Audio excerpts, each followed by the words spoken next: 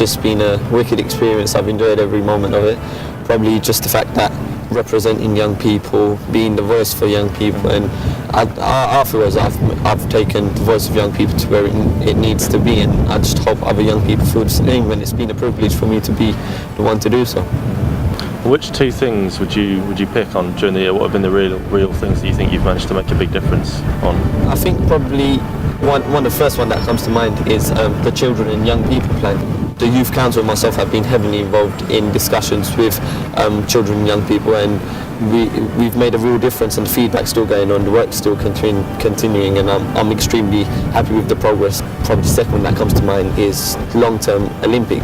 We're doing a lot of work around the aquatic centre, the planning for the aquatic centre, the 2012 legacy, what's going to be left behind for now the young people, then adults, and I'm just really happy with all the work that's been done there as well. What are the things that young people have said to you are affecting them on day to day? I think one of the obvious ones is gun and knife crime. It always comes up, and it's something that a lot of young people are concerned about, because it's about their safety, and young people want to feel safe where they live.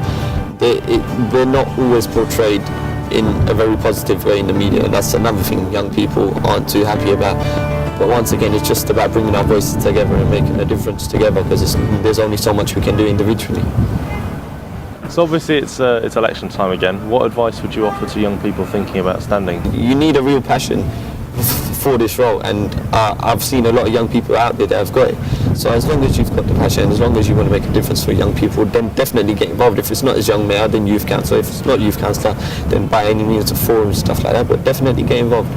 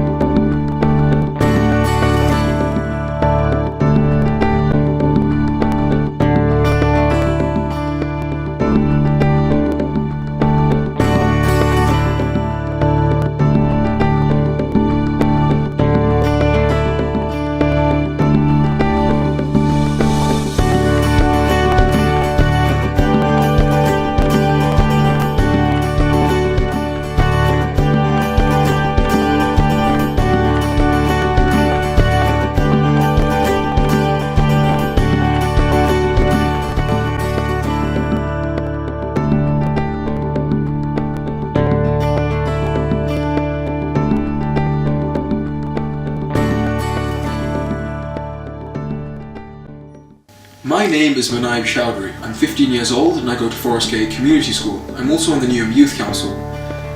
Some young people like to say YOLO. I prefer Carpe Diem. It means seize the day in Latin. That's because I genuinely believe that young people should be taking every single opportunity that passes them, no matter how remote, no matter how minute they think it is, because they might end up discovering something about themselves, and that they'll shape their lives around that.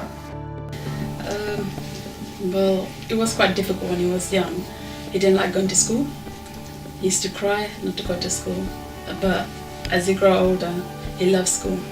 His nursery time was hard when he was going to the nursery and infant school as well.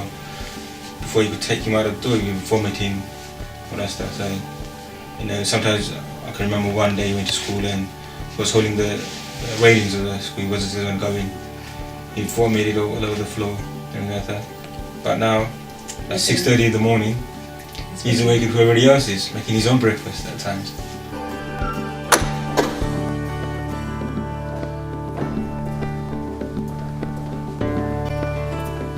Yeah, well, I've always grown up in Newham. I've lived here all my life. I spend a lot of time around here and in the community. So I go to school here, I use the leisure centre and I use the local facilities like the library all the time. So I'm fairly familiar with the people who live here. He's a young man at Forest Gate Community School. He's in year 11, so he's in his GCSE year. He's doing all the subjects that everyone else does, mostly subjects like English and maths and science. I understand that he's very, very good because I've seen his grades, so he's doing remarkably well.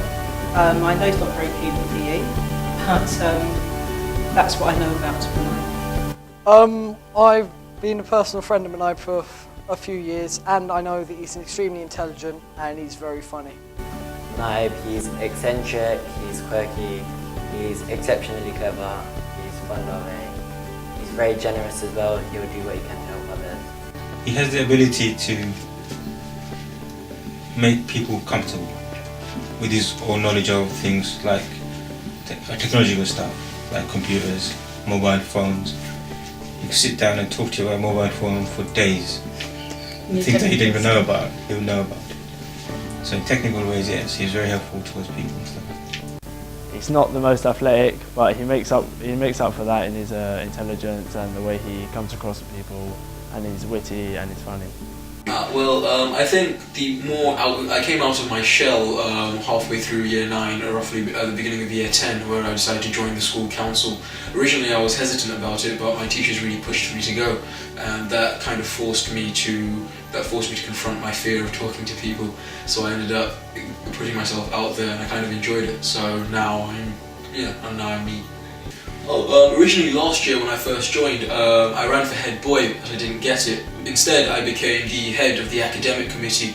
So that was all to do with the academics of school. So we had the school publications we were in charge of. Like I said, I wrote editorials for it, stuff like Love Box and stuff, which were really interesting. The school magazine, I regularly wrote articles for.